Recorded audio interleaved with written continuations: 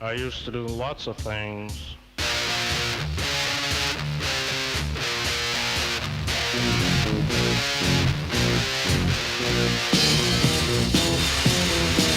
I used to do things and I'd say things and Jesus I was evil.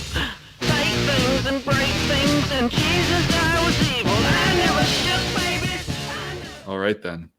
Episode 108.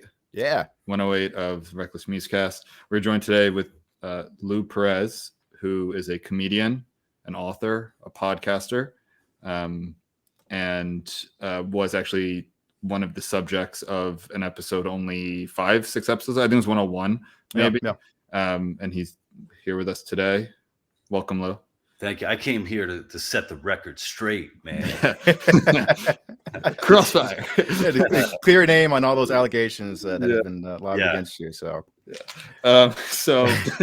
yeah, we're here. Joe and I did probably it was like 2/3 of the episode on a debate that you had. Was that the Comedy Cellar? Yeah, it was that technically the Comedy Cellar, because there's like a number of locations for the Comedy Cellar. So this one was in the Village Underground, which is like if anybody's been to the Comedy Cellar, the original, it's a small room in a basement, you know, it's a really cool room. But the Village Underground is like, I think it used to be, I think it's kind of like more like a performance space, like kind of like a jazz kind of thing, like with cocktail tables and that sort of thing. So that's where the debate was held. Yeah, it was very interesting, right up kind of our alley here on the Reckless Musecast. About the topic was, do they use the term woke? Is wokeness killing comedy? Yeah. Is wokeness killing comedy, or is comedy dying because of wokeness? Whatever that is. Mm-hmm. You argued yes in a way. He argued no in a way. Like any of these debates, unfortunately, it's kind of like the side I'm on is more of like, you kind of have to define terms the way that like Stanford students have to do land acknowledgements in the beginning. It's just kind of like that's half of it.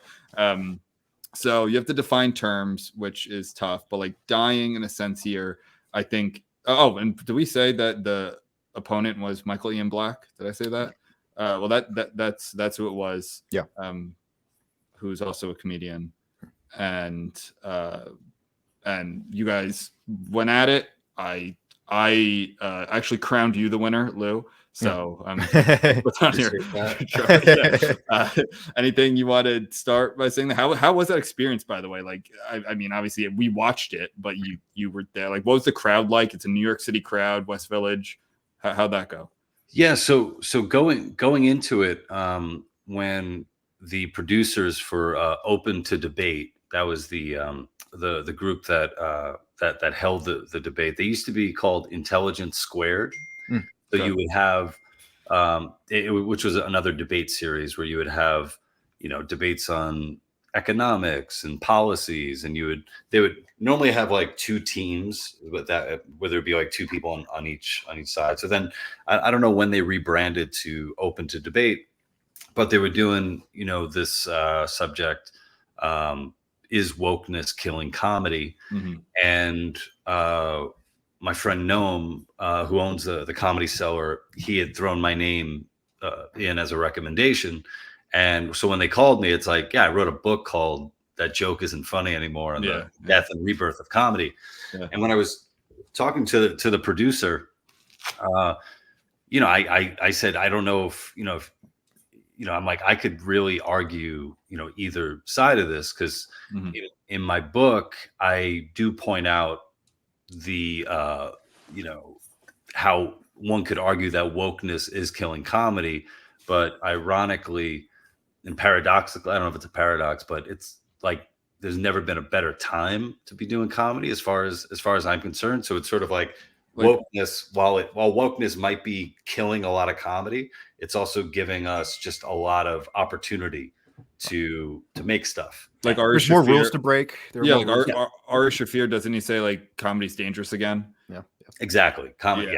Yeah. And which, most comedians like myself, I'm not I'm not like into skydiving. I don't, I'm not into running with the bulls. The kind of excitement that I do is more like getting up on stage and saying shit, Yeah. So I was, totally prepared. I said, hey, it would be probably a bit more nuanced argument that where I would be coming at it from.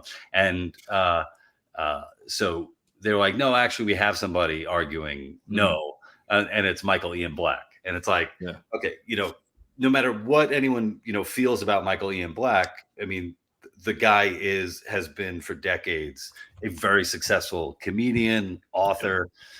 He has over 1 million followers on Twitter and all that. So he's somebody too who, to his credit, throughout the years, like he's popped up on a lot of like conservative podcasts. Like I remember a few years ago, he debated Steven Crowder. I think it was in regards, I don't know if it was like Me Too or something like that. So he's a guy who's willing to, step out and to have, these conversations. So after that phone call with the producer, I was like, oh man, I hope I didn't fuck up that interview. Like I really hope that they pick me because I want to be a part of this. And when they selected me and I started, putting the word out to my friends, I was like, hey, what should I be reading up on? What should I be watching? What argument should I have? Every single person wanted me to destroy him. They're like, fuck that guy. So it was a mixture of, I fucking hate that guy. You got to kill him. Yeah. And then the other one was like, dude, how's this even a debate? It's so easy. So it's like putting an immense amount of pressure on me. Yeah. And I'm not like I don't do debate. Like I'm not, that's not something that I normally do. So I was going into it like, oh man, like I can't lose this thing and I have to kill this guy. Right. Yeah. So one, that surprised me that you don't do debates, because I think you, like I said, not even held your own, but clearly won the debate. But what I've noticed, and just like Joe and I just won't speak for Joe. Like I'm not right wing, I'm not left wing. We have all different types of views on here. I think we code very much as right wing. To a lot of people, just on what we cover. But what I've noticed, like I remember a few years ago, and I'm going to tie this back into this debate, watching, I think Vice when Vice actually used to do like real journalism, did this kind of, they would put a bunch of people up in like bleachers, and they were all something. They were all Latinos. They were all gay. They were all black, whatever it was. And they asked them questions. And it was a mix. Like, they were all the same in that sense. It was a mix of ideology. So like there's a gay guy with a MAGA hat on, and he would talk about getting accosted in a restaurant. And the person would say like, how could you, say Trump's anti-gay, all of that. How could you, stand for that? It's like, well, I'm sitting here with my husband at dinner, like shit like that. And what you notice is a lot of the comments are, the conservatives are so much stronger at debating because they're constantly in contemptuous situations. Like they constantly have to defend themselves because in so many arenas, whether, usually the classroom, the media, whatever it is, they have to be on the defensive. Like they have to hone their skills more. And I saw that here, again, not ascribing a political ideology to you. Michael Ian Black, I think, would be more than happy to say that he's a liberal Democrat. I'd be shocked if he was anything but that. Right. But it was so predictable. And I was upset because, like I said at the beginning, I was going into this debate as an observer, really hoping to see like some good counter arguments, like good point. Because my initial view is immediately on the side of, it is hurting comedy. It's bad for free speech, etc. So like the first thing I have here, this first note is that what I find really not disturbing, but really like annoying with these kind of debates is that immediately he goes to the most, and again, he's not here to defend himself, but he goes to the most kind of absurd and extreme examples of like why it's good that there's more self-censorship or regular censorship. And that's like, he gave some example, and maybe who he was referencing, but some comedian who would just get up on stage and just like call people faggots. And it's like, oh, that's good. It's like, but that's clearly not like, I can't believe that was funny then. That's not like, that's not comedy. That's just being offensive to be offensive. Like there's no punchline there. But of course, that's what that side of the debate goes towards. And I just find that to be in such bad faith. Something like, like I was saying, like, going into it and having so many, friends of mine who friends of mine from all different colors, trans friends, gay friends, saying like, destroy this guy. And when I went in, I ended up, talking with my wife and my longtime comedy partner, Greg Burke. Mm-hmm. And they both like basically said the same thing to me. They say, look, have fun. Like, no matter what, like, yeah, it's a debate, but it's a comedy show. So go in there and try to have a good time, try to make people laugh. And that really changed, sort of my entrance into the debate. I was going there to entertain, to make people laugh, and to get some points across. And to the point you made about, you brought up Michael Ian Black, talking about like somebody just kind of like a real crass, boorish guy just getting up on stage and just saying like faggot or the N-word or anything like that. It is like, I haven't really witnessed that in so long. Like, maybe if I go to an open mic and it's like, oh, here's like a crazy dude who's been he's probably a homeless guy. Yeah. who's up on stage because this might be the only opportunity as for people to look at him, and he's putting that out there. So it really wasn't like that much of a real world example. Something that I what I think could have been a cliche move on my part would have been to basically, look back at Michael Ian Black's career and say, wait a minute, you did jokes about this, and this. How dare you tell people they can't do that? And I brought it up in the debate. I did do research, and I had a number of people say, oh, you should check out the stuff that, that he's done, where, he's done jokes about like trans jokes and gay jokes and jokes about AIDS, and he's done blackface. He's done literal blackface. And then also Joe put that up on that. I was going to bring that up, and I'm glad you did. Yeah. He was like a slave master. Yeah. And the difference is, though, like, I was bringing that up, and what I said was, here I felt so dirty. Like, here I am trying to bring up all this garbage to throw in his face, when the reality is there's a lot of bits that he did that I think were brilliant.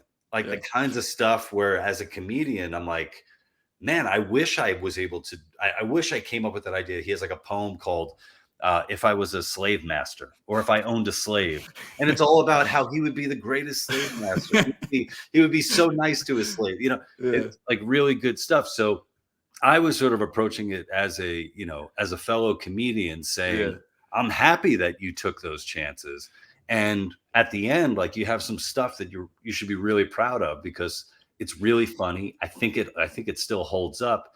And I want more comedians to take chances like that. And I don't want, these, wokeness, or, which is kind of like the new political correctness, to get in the way of that, So. Yeah. So I think when you said, and like, it's interesting hearing why you brought that up, because you're almost trying to be like almost in a way to convince him to be like, oh, that's true. Like, I did do these things, but instead he takes the opposite approach, where he's like, yeah, I probably shouldn't have done that. Well, times have changed. He kept using this term. I feel like he'd say, like, times have changed. And I find that to be very disingenuous, for reasons that came up in the same debate, and for other real life reasons, where he says, I think you brought up like the Kevin Hart thing, or maybe he did. I forget who brought it up. And when I say that, Kevin Hart lost his Oscars hosting gig for tweets or things he said like a while ago, years earlier, right? Yeah, years earlier. One, the first part about that is this: there's this virus where whenever a topic comes up, even if the point you're making is that the thing is bad, and I'm going to get into that with blackface. But here, Kevin Hart is bringing up he doesn't, I think, long story short, he didn't want to have gay kids. Why? I don't know. I don't think it was necessarily like a homophobic thing. Maybe it was. I thought it was more of, well, because, and this would be a very liberal point, life is harder for gay people. If the progressives are actually right about this, which they're not, but if they are, where trans people and gay people are like under assault across America and are like constantly the victims of violence and persecution, of course you don't want your kids to be gay, because then they're going to be subject to that violence and persecution. So like that's part of it that Michael Ian Black didn't address. The other part is that even though times have changed, where maybe his blackface at that time wasn't the taboo that it is now, which I would argue blackface has always been pretty bad. Right. Look at my examples. Look at Always Sunny in Philadelphia, where it's the longest running sitcom of all time, I believe now.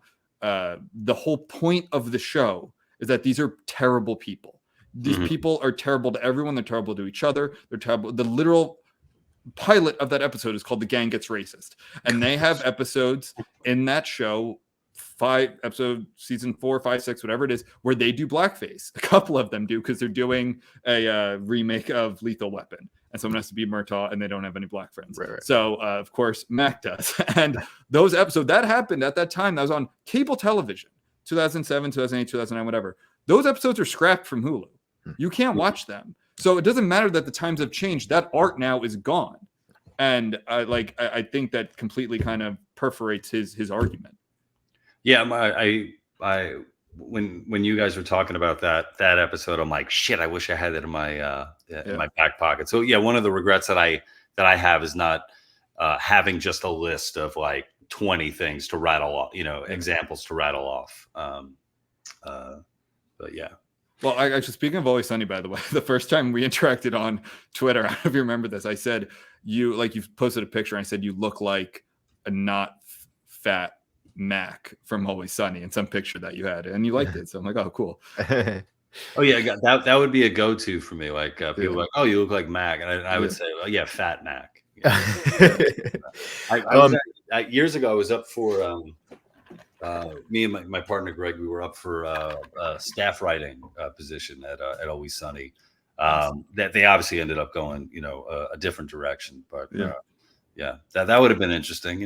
If he walks into the writer's room and he sees a dude who looks just like him, that'd be fun. Well, it's interesting that the things that comedians are dealing with nowadays. Because I mean, like, in the 1960s, you had Lenny Bruce getting arrested for obscenity, and nowadays it's like, well, I'm not saying that there are no consequences, but it's like, yeah, I'm pretty sure getting canceled is not as bad as getting arrested for saying bad words in public. So it's like. It is disappointing seeing so much cowardice in the comedy community, but at the same time, I think it also kind of weeds out some comedians who are just like, if you're going to crumble from like negative comments on Twitter, it's like maybe being a comedian probably isn't the thing for you. Yeah, actually December 23rd of last year was the 20th anniversary of the posthumous pardon of Lenny Bruce in New York State. Oh wow! And I know that because I produced a short video for Foundation for Individual Rights and Expression. Hell yeah! Celebrating it. So if anybody wants to go check that out, it's over on Fire's. We love Fire on Twitter. Yeah. But yeah, it's funny, like when people bring up Lenny Bruce, because that example can kind of work for anything else, where it's sort of like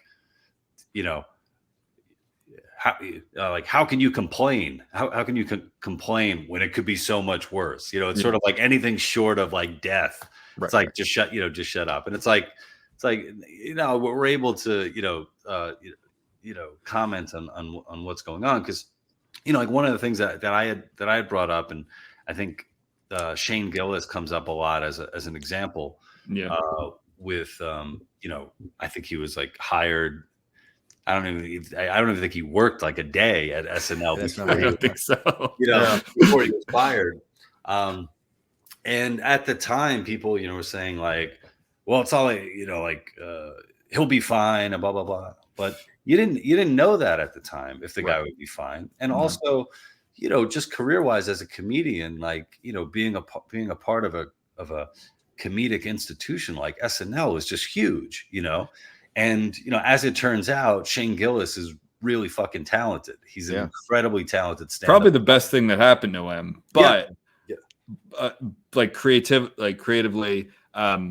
But at the same time, like that point you just made, I made about, I almost said Chris Rock, which would be very racist. Kevin Hart, when maybe Kevin Hart it was a goal of his to host the Oscars. Like that's a big deal to say. I still actually really like the Oscars, as like cringy as it can be. Like it's the one award show I really watch, and maybe that was like a goal in life, and like you took that away for something that he said a while ago. Lenny Bruce. So first of all, Lenny Bruce was literally the first topic of our first episode, I think. That's right. Yeah. Oh, really? Yeah, Lenny Bruce was the first topic of our first episode, and I think Lenny Bruce is actually, now that I'm thinking about it, is a great example of how not that we would ever get to, I mean, I don't know, look at other countries, people do, and not like Pakistan or Iran or, you know, like in the UK, people getting arrested. The UK, yes, Scotland, like people, Germany, you do have cops knocking on the doors for jokes. Look what happened to Lenny Bruce. He honestly was not funny at the end of his career because he was so censored and paranoid about it. He would just start reading statutes on stage. That killed his comedy. Like, so, and there's definitely, I think there's a wide breadth between people who want to cancel, so to speak, and like criminal punishment, but it's headed that way on that side.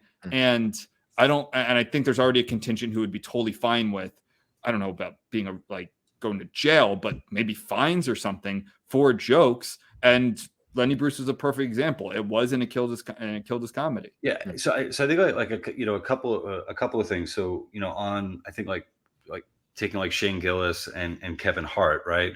Like you're saying, say Kevin Hart, like his goal, like that was one of his bucket lists, like to host the Oscars, right? And let's say that was taken away from him, but it was also taken away from us as audience members, because 100%. I mean, Kevin Hart is a incredibly likable, excellent performer.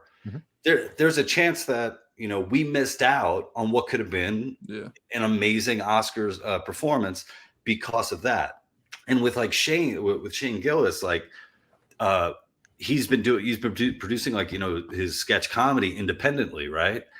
I don't know what kind of budget he's working with. That's like one of the tough things with, producing like independent sketch comedy. It's like, monetizing it. Like, I don't know how many followers he has. I don't know where the money go, how he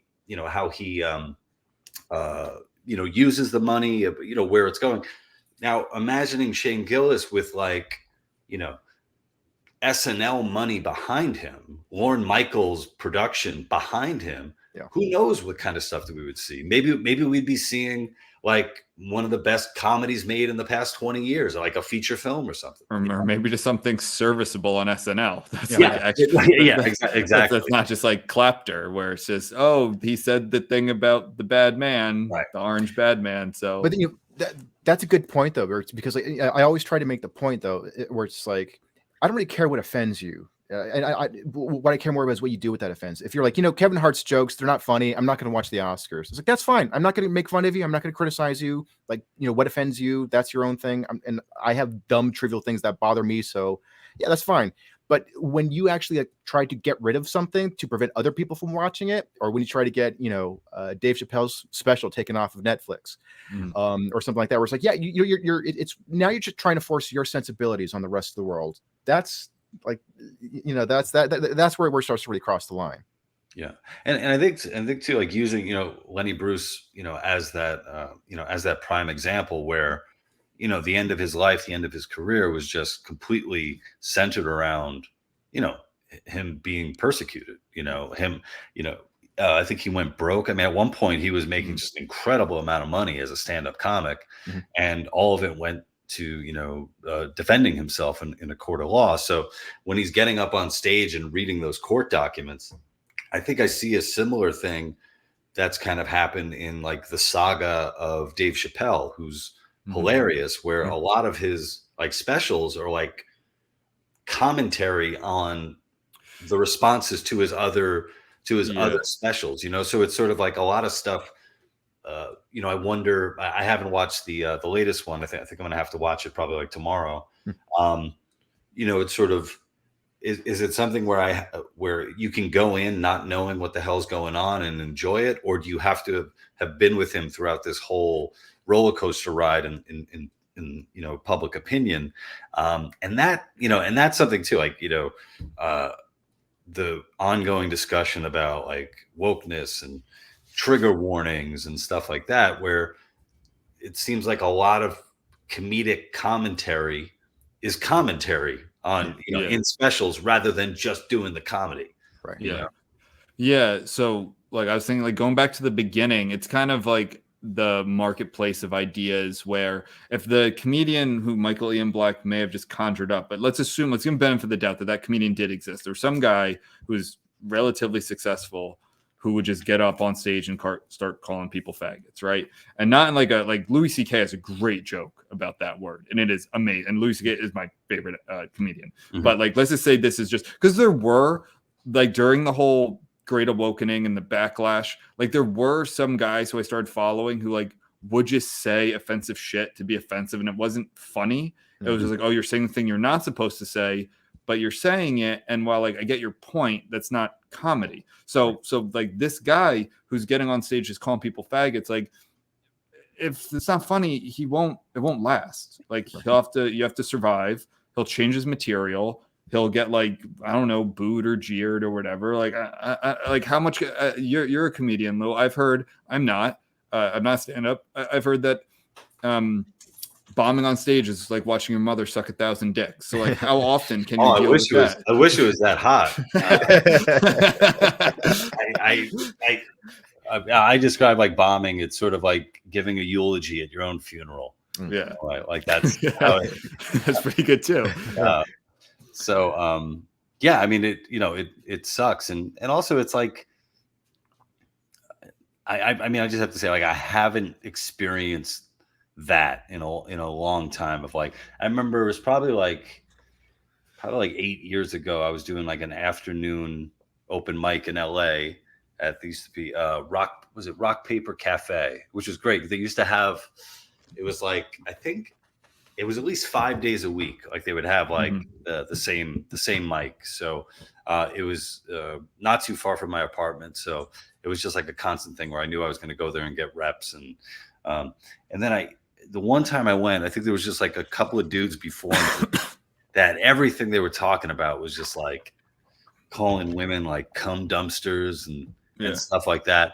And I've never been, like felt like I need to, defend women on stage or or just the, feminism or anything like that. Yeah. And I remember getting up, it was my turn, and I was just like, I was like, what the fuck is wrong with you guys? It triggered me. It hit me so hard. And I looked at him, I said something to him. I'm like, I have more testosterone than all you fucking guys. Yeah. And here you are, like calling women like cum dumpsters and shit. Which I kind of felt like kind of like a dick for saying. It was because I ended up like really not doing material. And then afterwards, like one of the guys, as I was leaving, he's like, Lou, go fuck yourself. And I was like, yeah, probably. That's probably. Yeah. That was like the only time I can really remember in recent memory where I was just like, what the hell is going on here? Right. That's quite a bit different than the comedy scene in LA right now. We have like the Socialist Comedy Collective or something. Oh, where's that? I'm not sure. I know it's somewhere here in LA. I don't know exactly where they meet, but I do know that they have like segregated. I mean, they don't call them segregated comedy shows, but where it's like, oh, this is for I don't think they're legally allowed to. I know. But they're just like, oh, like this is like a blacks only comedy show, and like for some reason that's seen as progressive. And like, oh, we don't believe in canceling our own comedians. Just a whites only sign. I know. Look how progressive we are. Exactly. Yeah. Like we don't believe in canceling. We believe in second chances. So if one of the comedians in our group says something that they shouldn't have, instead of canceling them, we encourage them to take a sensitivity class. And it's like, I don't like comedians taking sensitivity classes. Yeah. After we beat them with a sock full of quarters, they go take sensitivity classes. Well, something I don't want to. I'm interested to hear what you guys might think about this, but something that I was just thinking about, like, when you bring up, or Michael Ian Black brought up, that comedian who just likes to, yell faggot into a microphone. It's sort of like, a big thing is, what are people's goals when they get up on that stage, when they get, to that mic? So like for me, when I was going to open mics, a big thing was just kind of getting stage time, being able to just practice speaking into a mic, just getting words out, Yeah. because Beatles I would have pander. quote unquote real shows that I'm preparing for, Yeah. and I wonder what people are after, like with their comedy. And like this past year, saw a couple of comedians that I knew and I kind of came up with in the LA scene and had on my shows and did mics with, young guys, who it looks like, committed suicide. One of them was a really talented actor named Jack Knight. He was a really great, just like I describe it as just like a guy that once he touched the stage, like you fell in love with him. You just wanted him. You wanted to be around him. You wanted to be watching him do his thing. And he had, I think, like a fair amount of success on, I think, Big Mouth. He voiced one of the characters, and he was, a young guy, and he took his own life. And then most recently, someone I was closer with, or had more of a relationship with, is comedian Neil Nanda, who is a fucking hilarious, such a talented guy. And he was, doing really well too. He just performed in Toronto. I think he had just moved to New York to try it out. Over here, he had over 100,000 followers on Instagram. He, a lot of credits to his name. And from, if on paper you're like, dude, you're doing it. Like both of you guys are you're successful, and you're still so young, and it's only more, the future's so bright for you, but yet there's still something lacking there, that what comedy wasn't able to to fill. So did he take his life too? Apparently, according to all the reporting that I saw. Right. So I don't, unless something's changed. My apologies to his family if I have that wrong. But either way, it's like two incredibly talented, really sweet guys who Well, so I think, like, I don't know if you're doing this intentionally, but the point that another point I wanted to get to, that actually is a perfect segue for, is this whole concept that is constantly brought up during like cancellation campaigns, that even MIB brought up, is that like, oh, these guys are fine. Like, so what if they get dogpiled? So what if they get pilloried? They'll be fine. It's like, well, first of all, you don't fucking know that. Like yes, money is a huge benefit to have in your life. Like, it's much better to have money than not have money. I grew up in the 90s. Every single movie was about how money doesn't solve all your problems. And you still need things like family and your health and friends and all that stuff. That was like the lesson of every movie. So and what bothers me is, so often these same people that would at least code on the left will, like, someone like Robin Williams will take his life, and it's like, you don't know what people are going through. Right. It's like, you don't know. Like, Robin Williams was arguably the most successful comedian of all time. Like, the voices of some of the most iconic characters, Mrs. Doubtfire, the Genie, and he took his own life. Oscar winner. Yeah. Oscar, what bothers me so much about that side of the debate is always it seems very hypocritical and not like very thought out. Right. Yeah. I mean, you have, Maria Bamford, who's, one of the most talented, comedians. And one of the, highlights, I think, of my career was, I was hosting a show and an open mic in Echo Park in LA. And I followed Maria Bamford on Twitter, and she put out there that she was looking for stage time. And I was like, yeah, come and do mine. And she came and, did my show. And she was so nice. She's like, I'm like, is there a time you want to go up? She's like, oh, don't worry. Don't move anybody around for me. And, and she was just such like a humble person. And she's somebody who's been very, very honest about, her mental difficulties. I don't know what she is, technically, but she's someone who's suffered from mental illness. You don't know what what a lot of these people are going through, or how it's going to, affect them. Something as simple as a mob ganging up on them. It's like, oh, here's somebody, they're on the road, they're alone, for the 10th night in a in a cheap motel room. Maybe they just did a set that 2 sets that kind of sucked, and they don't want to fucking be here, and their girlfriend, their ex-girlfriend is on their mind, and then they go and they put something online. Somebody goes and rifle, goes through their past tweets and finds something, and now suddenly it's like everyone's like, you're a racist, you're a sexist, blah blah blah blah. Yeah, that could hurt. Well, and it's not like, even it's like this. I think the point I was trying to make is this whole like, well, they'll get another job. Like Shane Gillis will be fine. Like, who the fuck are you to decide that? Yeah. Like you have no idea. You don't know what that person has to pay for, what they have, who or what they have to support. Maybe that's a child, maybe that's a drug addiction, I don't know, but like they might have to support something. And it's just this concept of like, oh yeah, they'll be fine. Like it's almost like they're notching like on a headboard or something. Like, well, you got this one, but it'll be okay. Don't worry about it. And going back to the debate with Michael Ian Black, honestly, like, I left the debate liking him a lot. Like, I thought he came off. I ended up liking him. I thought we played off of one another really well. I had a good time. To his credit, during like the Louis C.K. stuff, he wrote, he put out publicly and said, at some point, the people who want to punish, Louis C.K., they need to define when that punishment has been enough, because the guy is an artist. He needs to get back to work. When is it okay? And even just him, just putting that out there. I didn't know he wrote that. That's good.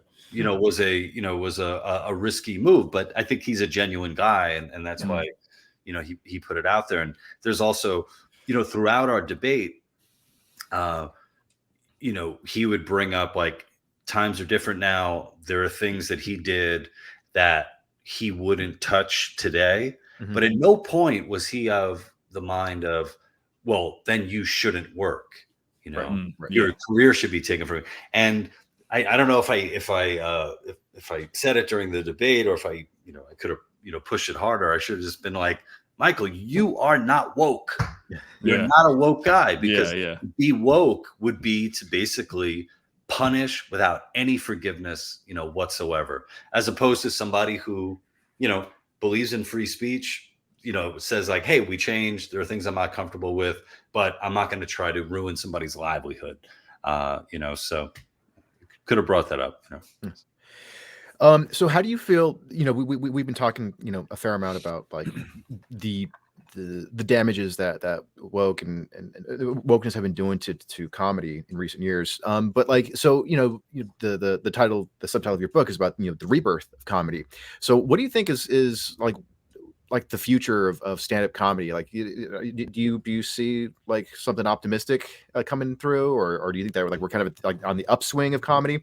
Yeah, I think we are on the upswing. One thing that I've sort of realized with stand-up in particular, especially coming out of like COVID, 3 years ago, is that it's an art form that really needs to be experienced live. And I think it's really important for people to experience it that way. Like, if you're watching a special on Netflix, even though some of the specials could be great, it's just not the same as being in the room with a comedian, whether it's them doing an hour or it's a showcase with multiple comedians. So I think that's an important thing. That live performance aspect needs to continue. I think people are doing well with it. Like the Comedy Cellar in NYC is just constantly sold out. Like, I did a show, a friend of mine produced. I forget what day it was. Say it was like on a Tuesday at like 6:30. Like, who the fuck goes out Tuesday at 6:30? Yeah. Sold out. New Yorkers, Yeah. And the crowds are good. Like the crowds themselves are good. Oh yeah, yeah, Yeah. yeah. So that, so I think the live component there, and then I think, the reality too is just like it's so easy to put stuff out. Like I put a video the other day, where I play this character who's wearing a different color beanie. I wear a black beanie and my thick, like my real thick eyeglasses, where I'm just like, I guess you'd be like, a woke dude. Defending Harvard's Claudine Gay against. I watched that. I watched that right plagiarism. before this, actually. Yeah, basically saying like, redefining plagiarism to copying without attribution plus power. Plus power. So, Yeah, it's a cheat code. yeah, exactly. So Plus power. Claudine Gay and go ahead. all those women of color. It's impossible for them to be plagiarists because they have zero power in the system. Right. Basically, the only guys who could be, people could be the only guys. The only people who could be plagiarists are like straight white men. Dude, her family is like super loaded. They're like Haitian money. They're like in those countries. Like, yeah, we have wide wealth gaps here. Like, don't get me wrong. But like, so to speak, third world countries, it's like a different level. It's like extreme wealth, and everyone else is poor shit. And she's from that extreme wealth. She went to fucking Exeter, which is the most prestigious high school in America. Right. Like, so like, and I think is she actually related to Roxanne Gay? Like, this is a very prominent. Wow. Are she really? I didn't know that. Yeah, like cousins, right? I'm gonna check that. Yeah, I believe they are. So like, this is a very prominent family. This is not some like woman who worked again. I don't actually know if it looks like she stole a lot of work, whatever, but she didn't come from Brooklyn or Harlem or Atlanta or something like lower middle class, whatever that is. She's from extreme privilege. Yeah. And so I make this video and I put it out there, and it has like I think like over like 160,000 views on Twitter, and it's been shared a bunch, and it's like I think I maybe spent 10 minutes filming it, and then maybe like another 20 to 25 minutes editing it, and then uploaded it, rather quickly. And then just with that, I'm able to reach all these, this whole audience, and I grew like my followers and all that. I mean, that's something I just think everybody should be, really, positive about, hopeful. Yeah, I definitely agree with that. I think going back to Shane Gillis, like I know him, Shane Gillis, like it might have been a blessing in disguise. Like, yeah, I mean, even still, somehow SNL has such an appeal to me. Even though I try and watch it, it's cringy.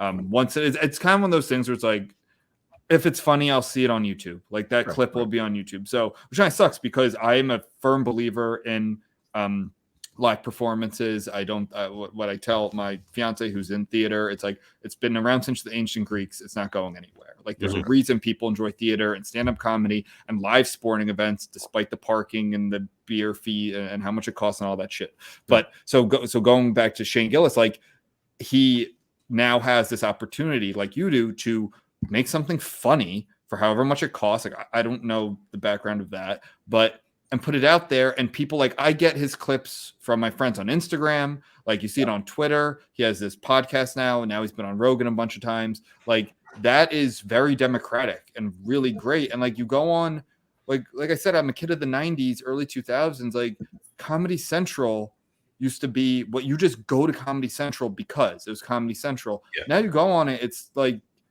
I don't even know what's on. It's like reruns of The Office. Yeah, is that it? Like, yeah. I mean, that's they'll make more money with a syndicated sitcom than with original specials. It's crazy. Yeah, and something that came to me like during the debate, I think it was during like the Q&A, and someone had asked about like monetizing, and part of one of the arguments is made is that there's something to be hopeful about. There are all these different platforms where you can put your stuff out, but the reality is that a lot of them are difficult or getting more difficult to monetize, right? Because you have things like with YouTube demonetization, which is insane. TikTok. I've had like how many videos taken off TikTok, so that definitely a barrier as far as if you're going to be putting time in, even if it's a short amount of time. Where can I ask you? Do they explain why it sometimes? gets, sometimes it's community standards,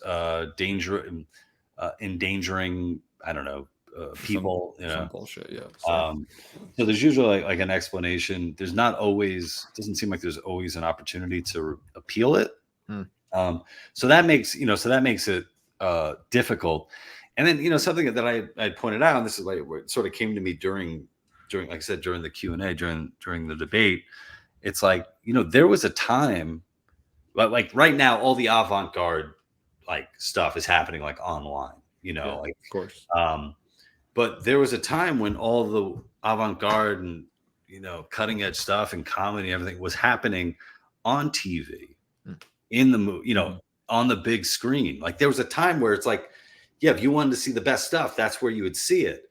And as a fan, and not only somebody looking to continue and to have a bigger career, it's like as a fan, it's like, yeah, I want like Hollywood producing the best friggin' movies. I want there to be like a resurgence of what comedies from the 80s, where the Harold Ramis stuff. Like I want I want to see them taking part in this, because I think it's better for everybody.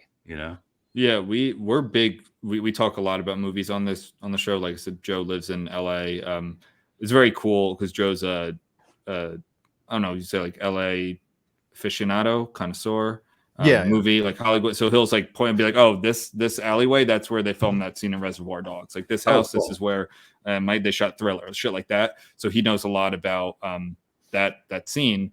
And we're proponents. We're not like, oh, tear it all down. We want it to, like you said, like we want the industry to thrive because we benefit from that. Like, I mean, Joe, tell me if you disagree with this. I don't think there's any genre of movies that suffered more than comedy. Like comedies have stunk. Yeah. Basically, since I would say the last real good period of comedies was early 2010s, like barely. Yeah. You get a couple here and there. But like where horror, I think, has improved a lot and become more diverse in, I don't mean diverse necessarily in the casting, but diverse in stories and quality. Yeah. Comedies has gone just off a fucking cliff. Yeah. Lou, you're talking about movies like comedies from the 80s, especially, I was just talking with a friend about Caddyshack, because like that's such like a very like anti-authoritarian movie. It's like people having fun, at the expense of like these uptight, the club owners and stuff. And it's like, yeah, it's like but that was during the Reagan era, which was much more conservative and much more uptight, and sort of like.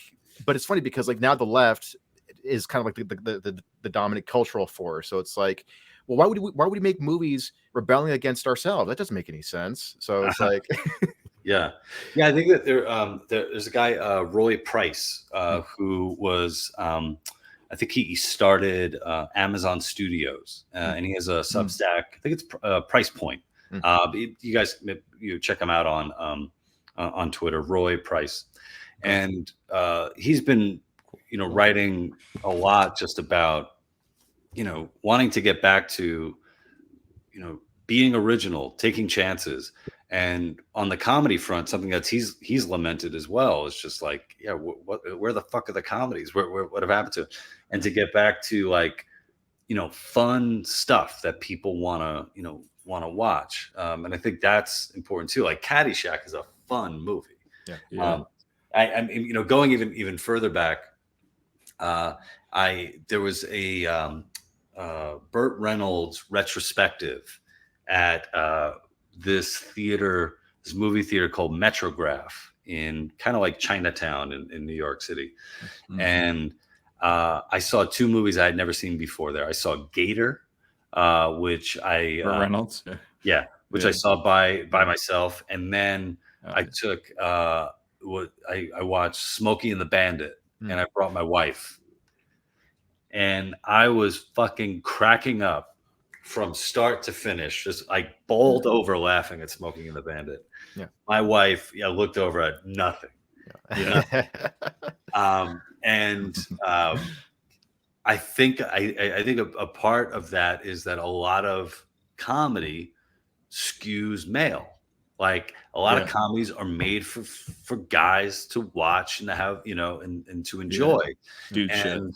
And when you start, and when the whole basically like anti-male thing happened, it's like, well, no, you can't tell that story because it's through the gaze of blah blah blah. It's like, well, it's going to suffer, as opposed to like let guys have some, like, make a movie for guys. They're all going to go see it, and that's it. And you can still do that. Like Bridesmaids, that's why they made Bridesmaids. It's like the chick comedy movie, like unabashed, like, oh yeah, we shit our pants too, like it's the same kind of thing. And some of it, where I think when I was referring to the early 2010s, I think Bridesmaids was one of the kind of last funny pure comedies. I think the pure comedy is really dead. What we've been talking about here, most comedies now are like black comedy, dramedy, hard, like whatever that is. And that's why even when the No Hard Feelings came out last year, Jennifer Lawrence's movie, I was like, pure comedy's back. It was like a thing that they promoted. It's like, we made another pure comedy. It was okay. Like it was all right. But that genre is basically dead. And I agree. And you can make them like, I don't think there's anything wrong with making a movie that's like for this demographic, like whether that's women, like, and those exist sometimes, but, and then you'll be surprised with what demographic will find it funny. Like, I listen to, like, I love this podcast, Red Scare. It's like one of my favorite podcasts. It's mostly like for women and gay guys. I think it's the funniest shit. I don't know if I have a friend, my friend who's an Indian gay Republican who he absolutely loves. Indian gay Republican is like the perfect demographic. He always sends me these clips. Like he texts me like clips of him, and I'm not necessarily sure who's talking or what's going on, but It actually reminds me, they met on Twitter too, like the same way Joe and I met. Like, actually, and I kind of, when I first met Joe to this is like our origin story, like to start a podcast, I was like, I think like this one, like they talk about cultural shit. They have their interests. Like it's not all over the place, but it's they know what they know, and that's what they talk about. Right. And they're kind of unabashed about it. So anyway, like you'll just be surprised about who will find you interesting if you're kind of true to yourself and you're authentic. Yeah, that's the thing. Like a lot of people, trying to game the algorithm and all that, and it's like, I don't know what that. I don't know how to do that, man. Like we have not figured that out. So. This episode actually has negative views. So weird. I want to get back to the reverence, or rather the lack of reverence in comedies. It's interesting, like because this hardline left coalition has kind of become like the cultural, like the dominating cultural force right now. So of course, they have to change the definition of what constitutes dangerous. And you did a great, one of my favorite videos of yours, which is the straight white men thing, of like, finally someone's making fun of straight white men. Someone who's got the guts to say what needs to be. But yeah, we're sort of like, yeah, but you turn on like any comedy, any sitcom or any comedy movie now, or any comedy special. It's like, yeah, straight white men, like that's such a common target now. It's not like I'm defending it, like oh, I feel bad for straight white men, but it's sort of like, yeah, it's not dangerous, and everybody's making fun of that topic. It's not really dangerous. Well, yeah, and something that I have a friend of mine who he checked in on me. It was like I don't know, like a mental health check. He's like, Lou, you doing all right, man? Like you've been really going hard at some people on Twitter. And he's like, I wasn't sure if you're drinking, or he's like, I don't even know if you drink or if you're off your meds or something.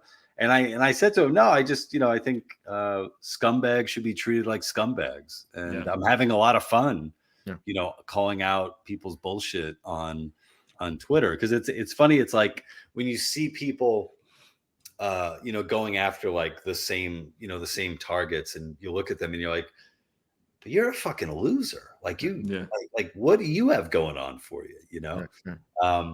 I didn't watch, or was it the Golden Globes? I don't know what was Joe Coy.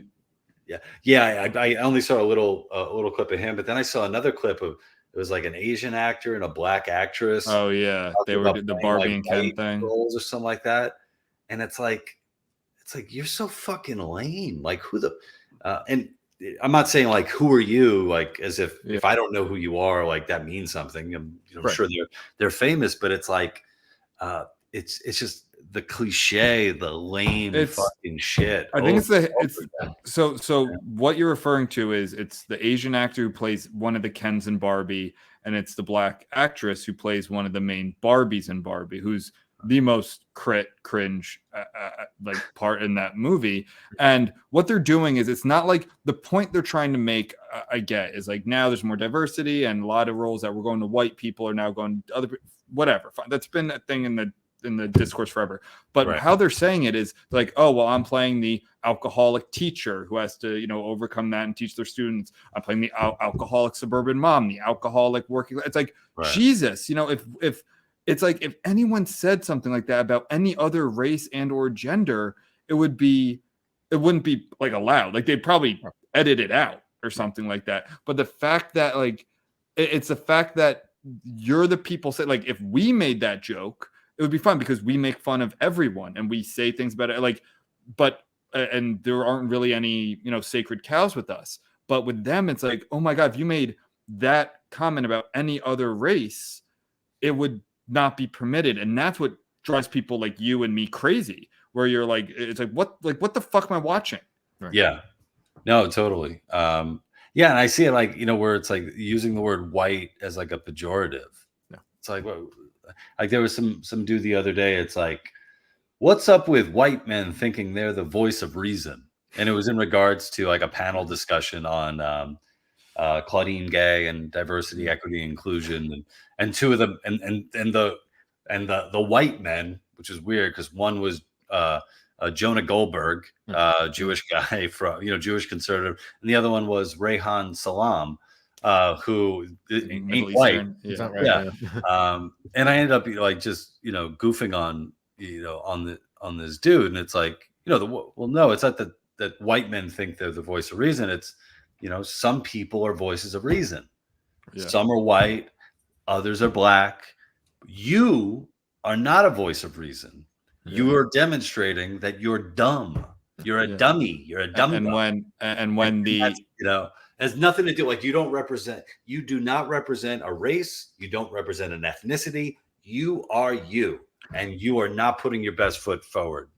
It's also when you have like that exhibit in I think it was the African American Museum in Washington D.C. Like white supremacy. Yeah, this isn't some like fringed museum in a basement in Queens or something. This is the African American Museum in our nation's capital. And when it says stuff like, I don't know if it necessarily said this, but like reason is white supremacy. Well, don't be surprised when white people objectivity. Those sorts of things. I wouldn't be surprised if reason was on. Punctuality. It's like showing up.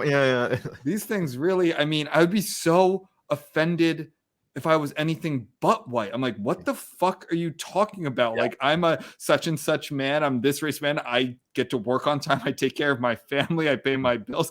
And I'm a white supremacist. Right. Oh yeah. Just showing up to work on time is somehow, that exhibit or poster was so bad. It was so bad that even during the insanity of 2020, they took it down.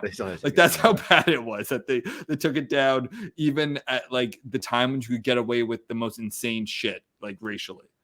Yeah, but sometimes you see stuff like that and you're like, oh, come on, someone's fucking around. Like, come on. Okay. Like in my book, I have a chapter about Dr. Ibram X. Kendi, who's not really a doctor, and Ibram X. Kendi's not really his real name. It's like real name's like Ibram Rogers or Henry Rogers or some shit.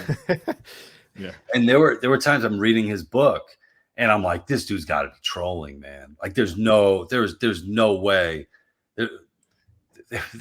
There's no way that anybody's reading this and it's like, yeah, man. Yeah, unfortunately, you're wrong. There are a lot of people who are reading it and going, "Oh," and they are the presidents of Harvard. But what's funny you bring that up because Peter Boghossian, Peter Yeah. Boghossian, like him and someone else, I forget who. I don't think it was Chris Rufo, but someone, they like wrote articles that were so insanely yeah, the progressive. The grievance studies thing, right? Yeah, right. It was James Lindsay and Helen Pluckrose. Oh, was it James Lindsay? Yeah, and they were published like not satirically, like very genuinely published in like Portland, Oregon type, in cities like that. What's so great is like they were so convincing that there's a clip of Helen Pluckrose going around where she talks about one of the things that they wrote, which was I think Mein Kampf? No, fat bodybuilding. Oh, right. You know, where it's like fat people should be allowed to enter, you know, bodybuilding competitions. And people have taken that clip and shared it as if Helen Pluckrose is a fat activist, you know, putting around. So they're even tricking people now, like the hope is to trick people on the left in academia. Now they're tricking people on the right. But can I read? So here's Ibram X. Kendi, right? Who was I think a MacArthur genius, right? Yeah. So he has a chapter 3 in his book, How to Be an Anti-Racist. It's called Chapter 3, Power. And he defines race. This is his definition of race. A power construct of collected or merged difference that lives socially. The fuck does that mean? Live socially? What does that mean? What does that mean? That doesn't mean anything. It's This is like academic word salad. Yeah. You know, it cracks me up that, you know, so many people, so many woke people like see comedy as like this thing that should like, you know, like reaffirm your beliefs in something. And it's like, for the longest time, I always thought like, you know, one of the biggest appeals of going to a comedy show or watching a comedy special was like, this is dangerous. Like they're going to make some fun of stuff. Like, I don't know, they might make fun of people like me, or they make fun of people like my girlfriend or whoever, where it's just sort of like, you don't know what's going to happen. Like that was a big part of the appeal. And I think some of the best comedians are ones who know how to kind of like, you know, kind of jerk the audience around. Like, you know, Bill Burr, I saw this clip from him recently where he's like, hey, so you know, every study has shown that women are just smarter than men. And then all the women in the audience start clapping. And he goes, why are you applauding that? You know, it's not going to end well for you. You know, I'm an asshole, right? And so just like, you know, just being able to pull the rug out from under you, where it's like, yeah, I'm not here to make you feel good and pat you on the back. I'm here to make fun of you. I want to, and about that, Joe, I want to bring up one more part from the debate. And that is that like you're saying, at a comedy show, you hear a lot. And this probably started happening. Maybe it's happening from the beginning. Maybe it's happening with Lenny Bruce too. But it's funny when comedians start pointing out to the audience, like, no, it's okay to laugh. Like I see you. It's not like, oh, you should laugh because I'm so funny. It's like I see you hiding your laughs. I see you biting your lips because I'm saying something like maybe it was the 60s, like early 60s, and you couldn't say those like sexual stuff, or maybe now you're like the most taboo stuff you can say in America is probably about race, maybe trans stuff now, like. And it could be very tactful or whatever. It could be anything. And it's like, no, it's okay to laugh. That's all right. But then if you look at, and I think if you were to ascribe laughter to like social media, like Twitter, let's say, unless someone's literally typing LOL, ha, ha, ha, ha, ha, I think the closest, the most analogous example would be like a retweet. Like a retweet's kind of like a laugh or a clap or an agreeing. So people are like, oh, you know, well, the speech, like if you're only punching the person for the speech, that's one thing.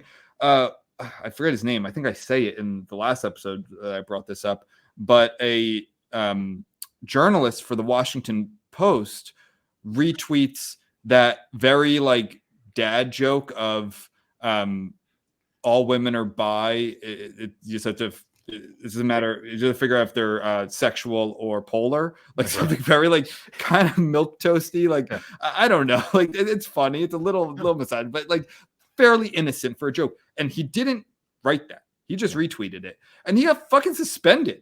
Like real life consequences. Created a an unsafe environment Right, so that's the equivalent of punishing someone laughing that sometimes is literally a reaction. like not even like a subconscious reaction is to laugh. And that now he got reinstated, whatever. That was that crazy Felicia Samnez shit where she's lost her fucking mind. But and which is So is she? That'd be great if she was both bipolar and bi.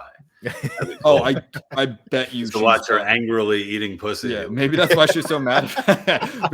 Manically just munching box. That she loves it, that she hates it again. I hate that. I love this.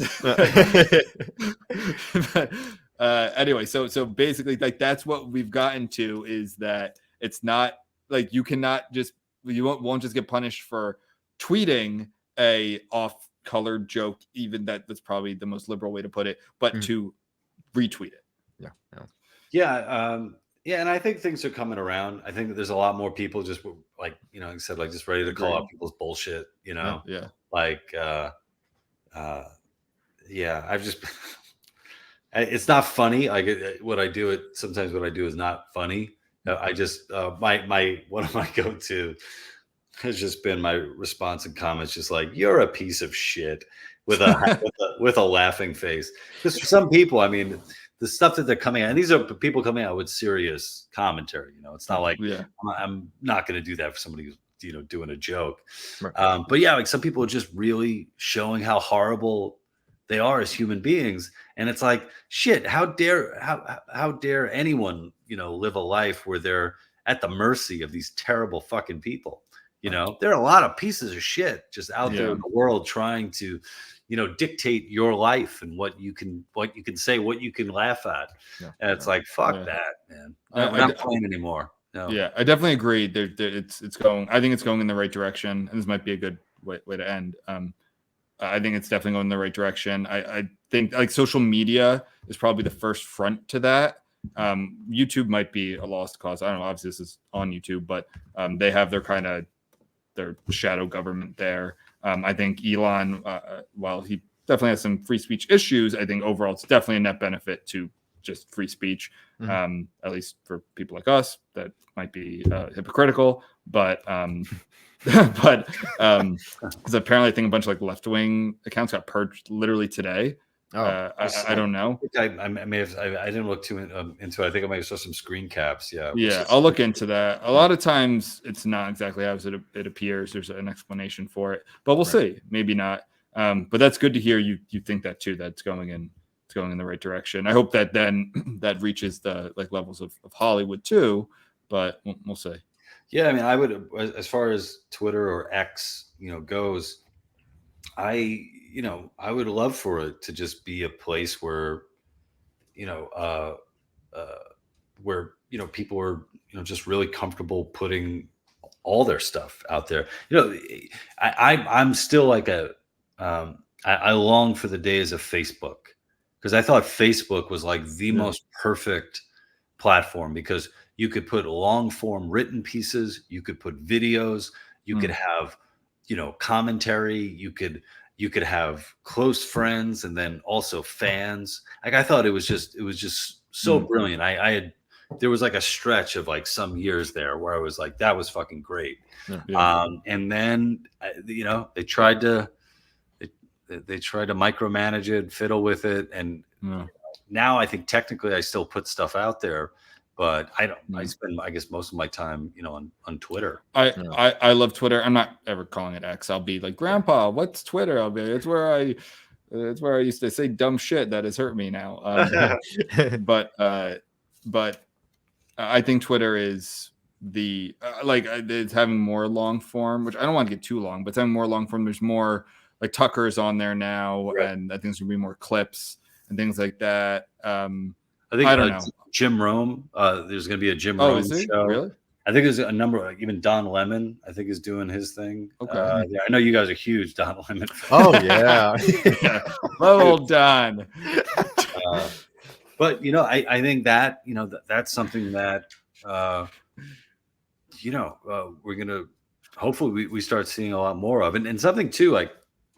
I enjoy Instagram. I like posting on Instagram, but Instagram really has me pegged when it comes to advertising. Like they hit me with stuff, and I'm like, I gotta buy this, and I go. They're very good at that. So I'm hoping that same thing happens, with Twitter. I hope more advertisers come to Twitter, and because that I think will just be great for the platform and also I'm making money on Twitter now, which is amazing. Cool. Well, great news. I think maybe to close out this episode, do you have like any advice, like whether it's like specifically for comedians and like trying to navigate this kind of culturally oppressive time, or even just like for creators in general? I think with comedy, maybe like the easiest one is probably with stand-up. The advice is you just have to get up and do it. What I would say is if you're looking to do stand-up, you could do a class, and there's a lot of comedy clubs, comedy schools that have like stand-up classes. If you don't want to go that route, I would say go to an open mic. You don't even have to get up at that first open mic. Watch how the open mic goes. If you're able to put together, say, like a string of one-liners, like even like 5 one-liners, do that. Or if you have like a story that you want to tell, that's kind of like a short self-contained story, do that. Get up on stage at an open mic, try it. You'll probably won't be that good, but if you're able to make it through that and be like, oh, I want to give this another go, then you just keep doing it. But yeah, I think like the big thing is just sort of getting over that hump and doing it. Like I have a friend of mine who for years he would always he wanted to write stories, like memoir kind of from his life. He lived a very interesting life, but he was getting in the way. Like he would write a little bit and then stop and like, it's not coming out right, as opposed to just get it out. Just get it out, man, and then see what happens afterwards. You could refine it or trash it later, but just get it out. Right. Yeah. You want to share your book or any links? Yeah. I want to. Social media. Yeah. You guys could. I have a newsletter at thelouperez.com, and you can find like all my stuff there, links to it. And then my book is That Joke Isn't Funny Anymore, on the death and rebirth of comedy. It's available in paperback, Kindle, and I read the audio book. So do you? That's great. If you don't want to read, I'll read to you. Nice. Very cool. Well, awesome, dude. Well, thank you so much for coming on, man. We're big fans of yours, and we really appreciate you coming on here, man. We hope that this helps your career. It's better. It's the boost. Yeah, I hope this is the boost you need. If this hurts my career, I'm very upset with both of you guys. All right. Well, thank you so much, man. Thanks. Thanks, guys. Thanks, Good. Take care.